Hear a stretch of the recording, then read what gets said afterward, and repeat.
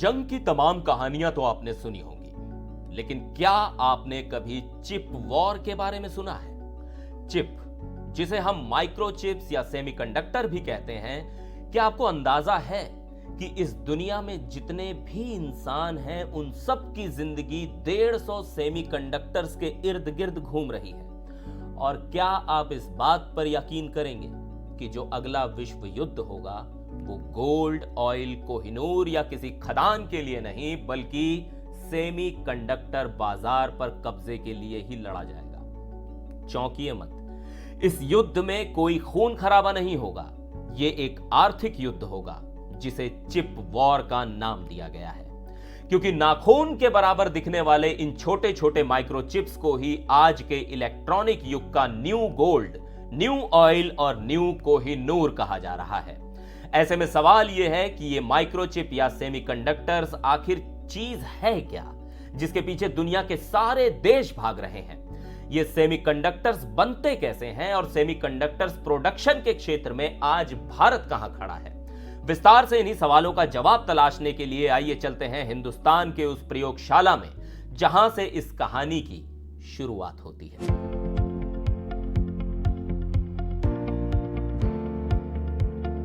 ये वो जगह है जहां से लगभग 40 साल पहले तकनीकी क्षेत्र में हिंदुस्तान की तकदीर और तस्वीर बदलने की कवायद शुरू हुई थी। ये वो प्रयोगशाला है जहां भारत ने रेत को सोने में तब्दील करने का हुनर विकसित किया था। और यही वो सेंटर है जहां से 1985 में भारत ने एक ऐसा कारनामा कर दिखाया था जिसको देखकर चीन और अमेरिका भी हैरत में पड़ गए थे।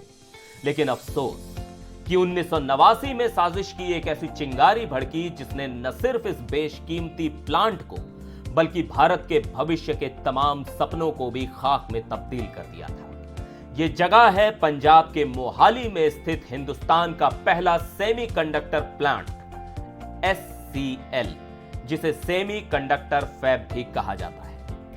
अब आइए यह जानते हैं कि यह सेमीकंडक्टर क्या होता है। दरअसल इलेक्ट्रिक उपकरणों में लगने वाला यह एक ऐसा पुर्जा है जो कुछ खास स्थितियों में बिजली का संचालन करता है और कुछ खास स्थितियों में उसे रोक देता है। इसका निर्माण silicon, germanium, gallium, arsenide, sulphur, boron और कैडमियम जैसे पदार्थों से किया जाता है। LED बल्ब से लेकर मिसाइल और कार से लेकर मोबाइल तक इसका इस्तेमाल होता है। इन सेमीकंडक्टर्स को जिस प्लांट में बनाया जाता है उसको सेमीकंडक्टर फैब कहा जाता है और इन सेमीकंडक्टर्स को ही आज के इलेक्ट्रॉनिक युग का न्यू गोल्ड माना जा रहा है। मतलब साफ है, जिस देश की मुट्ठी में दुनिया का सेमीकंडक्टर बाजार होगा उसी की मुट्ठी में दुनिया होगी। चीन, अमेरिका, दक्षिण कोरिया और ताइवान जैसे कई देश अघोषित तौर पर बहुत पहले से ही चिप वॉर की शुरुआत कर चुके हैं। यही वजह है कि प्रधानमंत्री नरेंद्र मोदी अक्सर ये कहते हैं कि आज का युग सिलिकॉन डिप्लोमेसी का युग है। तेल कूटनीति से आगे बढ़कर दुनिया सिलिकॉन कूटनीति में प्रवेश कर चुकी है। आज हम सेमीकंडक्टर मैन्युफैक्चरिंग में उन एम्बिशंस के साथ बढ़ रहे हैं जो विकसित देशों के साथ कॉम्पीट कर सके। भविष्य के इसी इशारे को भांपते हुए साल 2021 में इलेक्ट्रॉनिक्स और सूचना प्रौद्योगिकी मंत्रालय ने भारत में सेमीकंडक्टर मिशन की शुरुआत की, जिसके बाद से केंद्रीय मंत्री अश्विनी वैष्णव पूरे दमखम के साथ इस दिशा में प्रयास कर रहे हैं। लक्ष्य यह है कि साल 2025 की समाप्ति या 2026 की शुरुआत में भारत में भी सेमीकंडक्टर चिप का उत्पादन शुरू कर दिया जाए। As you are aware, our Prime Minister Shri Narendra Modi ji has put a clear focus on creating a semiconductor ecosystem.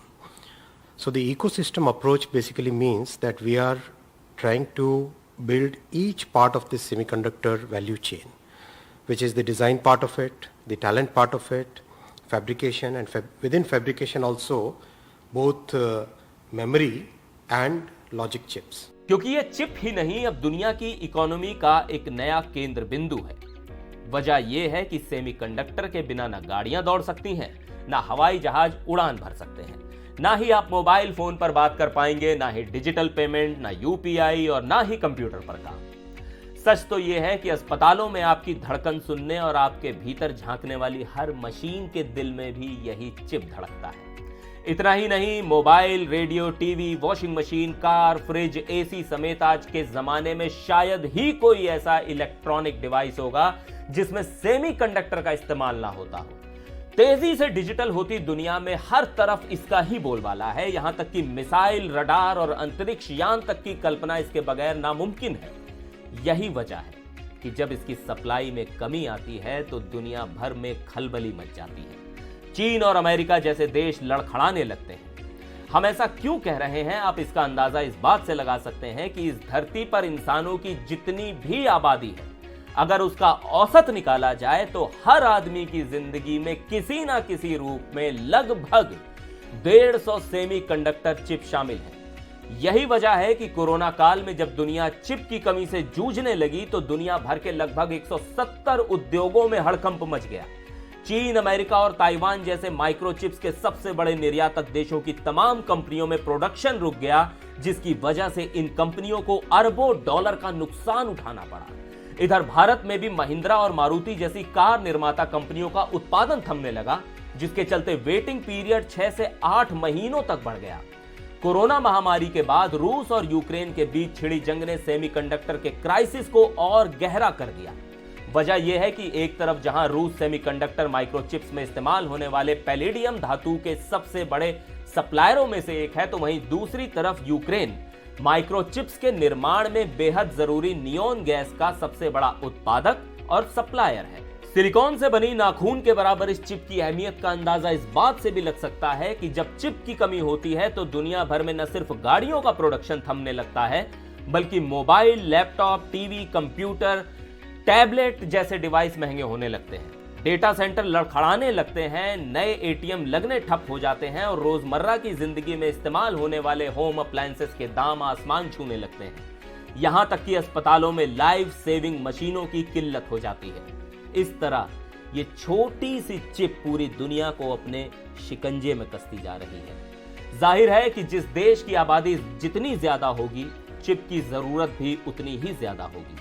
अब आबादी के लिहाज से भारत और चीन दुनिया की सबसे ज्यादा जनसंख्या वाले देश हैं, लेकिन फर्क यह है कि एक तरफ जहां चीन चिप और डिस्प्ले फैब्रिकेशन में दुनिया के अग्रणी देशों में शुमार है, तो वहां दूसरी तरफ भारत अपनी जरूरत का 100% सेमीकंडक्टर चीन, हांगकांग, ताइवान और दक्षिण कोरिया जैसे देशों से मंगाता है, जिसके लिए भारत को सालाना लगभग 1.9 लाख करोड़ रुपए चुकाने पड़ते हैं और इसमें से एक बहुत बड़ा हिस्सा चीन को भी जाता है। डिजिटलाइजेशन के नए दौर में भारत जिस तूफानी रफ्तार से आगे बढ़ रहा है, उसी तूफानी रफ्तार से देश में माइक्रोचिप्स की भी मांग बढ़ रही है।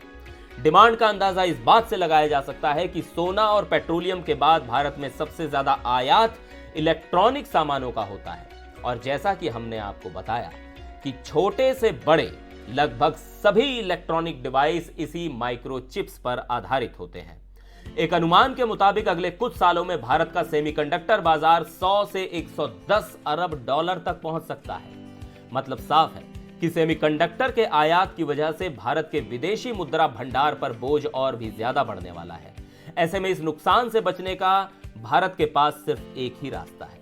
रास्ता ये कि भारत भी सेमीकंडक्टर निर्माण में पूरी तरह से आत्मनिर्भर बने। हालांकि वर्तमान में सेमीकंडक्टर प्रोडक्शन में भारत की पोजीशन ना के बराबर है, क्योंकि तेल की तरह ही सेमीकंडक्टर उद्योग पर भी सिर्फ कुछ मुट्ठी भर देशों का कब्जा बना हुआ है। मिसाल के तौर पर अगर चीन की बात करें तो दुनिया के तमाम देशों को सिलिकॉन चिप बेचकर चीन जबरदस्त तरीके से अपना खजाना भर रहा है, लेकिन इलेक्ट्रॉनिक्स उपकरणों की खपत का एक बहुत बड़ा उपभोक्ता भारत माइक्रोचिप के मामले में अभी तक पूरी तरह से दूसरे देशों पर निर्भर है। और यहीं से यह सवाल पैदा होता है कि सेमीकंडक्टर उद्योग में भारत इतना पीछे क्यों? क्या भारत ने कभी कोशिश नहीं की या फिर भारत की क्षमता नहीं है? और इस सवाल का जवाब यह है कि अब से लगभग 41-42 साल पहले 1983 में भारत ने पंजाब के मोहाली में सेमीकंडक्टर प्लांट की स्थापना कर इस दिशा में एक शानदार कोशिश भी की थी और अपनी बेजोड़ क्षमता का प्रदर्शन भी किया था। वो भी तब जबकि चीन, अमेरिका और जापान जैसे देशों ने भारत के साथ सेमीकंडक्टर तकनीक साझा करने से मना कर दिया था। ये देश बिल्कुल नहीं चाहते थे कि उनके अलावा कोई भी अन्य देश माइक्रोचिप निर्माण में कदम बढ़ा सके, क्योंकि इनको मालूम था कि सेमीकंडक्टर ही आने वाले युग का न्यू गोल्ड साबित होगा। इसलिए इन सभी देशों ने आपस में गुटबंदी कर ली और बाकायदा कानून बनाकर इस दिशा में भारत के बढ़ते कदम को रोकने की कोशिश की।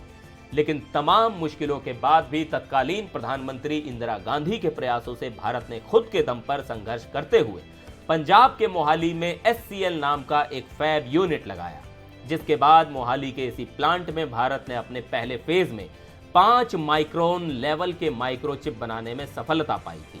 और आगे की कामयाबी की एक और दास्तां तब लिखी गई जब भारत ने 0.8 माइक्रोन लेवल यानी कि 800 नैनोमीटर्स के सर्किट बनाने में भी कामयाबी हासिल कर ली।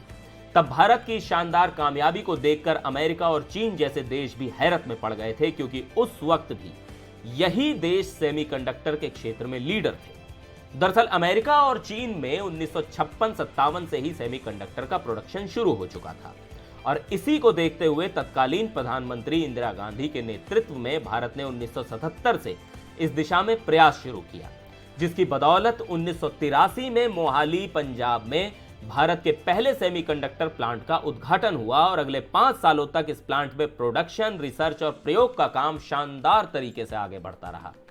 जानकारों के मुताबिक 1985-86 के उस वक्त के हिसाब से भारत की ये अद्भुत सफलता थी, जिसे देखते हुए यह अनुमान लगाया जा रहा था कि अगले 10 सालों में भारत सेमीकंडक्टर प्रोडक्शन के क्षेत्र में दुनिया के अग्रणी देशों की फेहरिस्त में अपनी जगह बना लेगा। लेकिन 1984 में तत्कालीन प्रधानमंत्री इंदिरा गांधी की दुखद हत्या हो गई। उसके बाद 7 फरवरी 1989 को मोहाली के इस प्लांट में एक रहस्यमय ढंग से साजिश की एक ऐसी आग लगी जिसमें प्लांट के साथ ही माइक्रोचिप निर्माण के क्षेत्र में दुनिया में अपना परचम लहराने का भारत का ख्वाब भी जलकर खाक हो गया। हालांकि आगजनी की इस घटना के लगभग 8 साल बाद पूरी तरह जलकर खाक हो चुके इस प्लांट को 1997 में एक बार फिर से पुनर्जीवित करने का प्रयास किया गया। लेकिन अफसोस कि तब तक अंतर्राष्ट्रीय स्तर पर माइक्रोचिप इंडस्ट्री और उसकी तकनीक बहुत आगे निकल चुकी थी, जबकि भारत की विकसित की हुई सेमीकंडक्टर तकनीक आउटडेटेड होकर बहुत पीछे छूट गई थी। इसलिए मोहाली के सेमीकंडक्टर फैब को प्रोडक्शन यूनिट की जगह रिसर्च सेंटर में तब्दील कर दिया गया। दुखद ये कि दिवंगत इंदिरा गांधी के बाद कई सरकारें आई गईं, लेकिन किसी ने भी दोबारा इस दिशा में प्रयास नहीं किया और वहीं से भारत इस दौड़ में जो पिछड़ा तो अब तक उबर नहीं पाया। जानकारों का मानना है कि मोहाली के SCL प्लांट में अगर वो रहस्यमयी आग नहीं लगी होती तो सेमीकंडक्टर के जरिए आज भारत की अर्थव्यवस्था काफी मजबूत हो सकती थी। आश्चर्य इस बात का भी है कि मोहाली के इस प्लांट में वो रहस्यमयी आग कैसे लगी, इसका जवाब भी आज तक नहीं मिल पाया। लेकिन उस आग की कीमत भारत आज भी चुका रहा है। हालांकि इस वाकये को अब तकरीबन 40 से 45 साल बीत गए हैं। आज दुनिया के छोटे मोटे देश भी सेमीकंडक्टर फैब यूनिट लगाने पर काम कर रहे हैं। सेमीकंडक्टर प्रोडक्शन में फिलहाल हमारा मुकाबला उन्हीं नए खिलाड़ियों से है, क्योंकि 40-45 सालों के बाद एक बार फिर से प्रधानमंत्री नरेंद्र मोदी की पहल पर इलेक्ट्रॉनिक्स और सूचना प्रौद्योगिकी मंत्री अश्विनी वैष्णव की अगुवाई में भारत में सेमीकंडक्टर प्रोडक्शन यूनिट के निर्माण की कवायद जोर शोर से शुरू हुई है। लक्ष्य है कि 2025-26 तक मेड इन इंडिया माइक्रोचिप का निर्माण शुरू कर दिया जाए और आने वाले वक्त में भारत के सेमीकंडक्टर उद्योग को उस मुकाम तक पहुंचाया जाए जहां दुनिया के हर इलेक्ट्रॉनिक डिवाइस में भारतीय चिप का इस्तेमाल हो। यह भारत के भविष्य का सपना है। सेमीकंडक्टर मैन्युफैक्चरिंग का सपना देखा था, इस बारे में सोचा था, लेकिन इस सपने के बाद भी, इस सोच के बाद भी तब की सरकारें उन अवसरों का लाभ नहीं ले पाई। इसके सबसे बड़े कारण थे इच्छा शक्ति की कमी, अपने संकल्पों को सिद्धि में बदलने के लिए प्रयास की कमी और देश के लिए दूरगामी फैसले लेने की क्षमता की कमी। दिलचस्प बात यह है कि दुनिया भर की चिप बनाने वाली लगभग सभी बड़ी कंपनियों के डिजाइन और R&D सेंटर इस समय भारत में ही हैं, लेकिन भारत को फिलहाल जीरो से इसकी शुरुआत करनी पड़ी है, क्योंकि चिप का प्रोडक्शन करने वाला एक भी फैब यूनिट या फैब्रिकेशन प्लांट अभी तक भारत में नहीं है। कमाल की बात यह है कि इंटेल, TSMC और माइक्रोन जैसी नामी गिरामी कंपनियों के लिए भारत में भारत के इंजीनियर ही चिप डिजाइन करते हैं और भारत में ही सबसे ज्यादा सेमीकंडक्टर प्रोडक्ट की पैकेजिंग और टेस्टिंग भी होती है। लेकिन चिप का निर्माण कार्य भारत के बजाय अमेरिका, ताइवान, चीन और यूरोप के तमाम अलग अलग देशों में किया जाता है। कुल मिलाकर सेमीकंडक्टर इंडस्ट्री में भारत अभी तक गिनती से भी बाहर था, लेकिन पीएम मोदी के जोरदार प्रयास से अब ये उम्मीद जगी है कि ज्यादा से ज्यादा साल 2026 तक भारत में भी सेमीकंडक्टर चिप का प्रोडक्शन शुरू हो जाएगा। इसके लिए सरकार ने जापान, सिंगापुर और अमेरिका जैसे देशों के साथ कई समझौते किए हैं। साथ ही दुनिया भर की चिप निर्माता कंपनियों से भारत में निवेश के लिए भी कोशिश की जा रही है। इन कंपनियों को आकर्षित करने के लिए सरकार ने फिलहाल $10 अरब का इंसेंटिव देने का ऐलान भी किया है। सरकार के इन प्रयासों के बाद वर्तमान में देश में Micron technology, Kaynes Semicon, CG power and industrial, Tata electronics limited, Dixon technologies India limited, SPEL semiconductor limited, ASM technologies limited, MosChip technologies limited, HCL technologies limited और Ruttonsha international rectifier limited जैसी कंपनियां चिप उद्योग में अपना पैर जमाने की कोशिश कर रही हैं। इसके लिए इन कंपनियों की तरफ से तकरीबन 150 लाख करोड़ रुपए का निवेश भी किया जा रहा है। भारत के लिए एक अच्छी खबर यह भी है कि चिप प्रोडक्शन के लिए देश में 5 प्रोडक्शन यूनिटों की स्थापना का काम लगभग अपने आखिरी चरण में पहुंच चुका है। यह प्लांट गुजरात के साणंद, राजस्थान के धोरेला और असम के मोरी गांव में लगाए जा रहे हैं। इनमें सालाना लगभग 7 करोड़ चिप निर्माण का लक्ष्य रखा गया है। हालांकि यह सब कुछ इतना आसान भी नहीं है। दरअसल सेमीकंडक्टर्स का प्रोडक्शन एक बहुत ही जटिल प्रक्रिया है। इसमें बड़ी पूंजी निवेश, भारी जोखिम, टेक्नोलॉजी में लगातार होने वाले बदलाव के अलावा सप्लाई चेन, कच्चा माल, उपकरण, टेस्टिंग फैसिलिटी और कुशल श्रमिकों का अभाव जैसी चुनौतियां शामिल हैं। यह भी गौरतलब है कि चिप निर्माण के एक महत्वपूर्ण स्टेज यानी रिसर्च और डेवलपमेंट में एक तरफ जहां अमेरिका दुनिया भर में नंबर 1 है, तो वहीं दूसरी तरफ चिप प्रोडक्शन में ताइवान, दक्षिण कोरिया और चीन का दबदबा है, जबकि भारत अभी इस दिशा में शुरुआत करने जा रहा है।